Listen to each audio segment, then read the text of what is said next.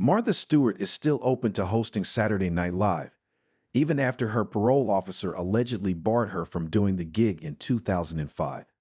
The homemaking mogul, 83, spent 5 months in prison in 2004 and 5 months on house arrest, followed by 2 years of supervised probation after she was found guilty of conspiracy, obstruction, and making false statements to investigators, per NBC News.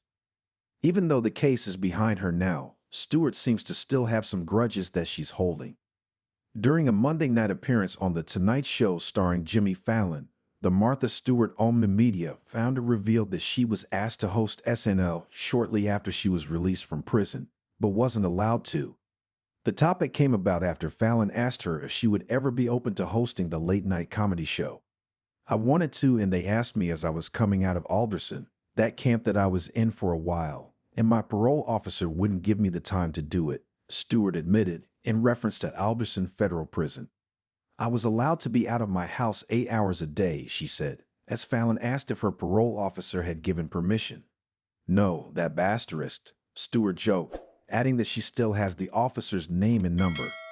"But Lorne Michaels called you and said, 'Would you like to host?'" Fallon asked her. "Yeah, I'm so *ed," Stewart said with a laugh. "Maybe someday."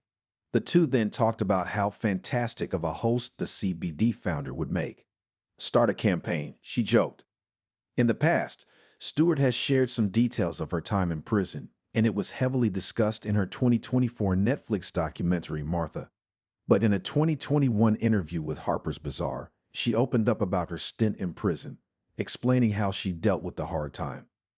"I knew I was strong going in, and I was certainly stronger coming out," Stewart said of her time in the facility.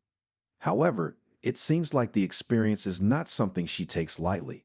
"It was a very serious happening in my life. I take it very seriously," she explained.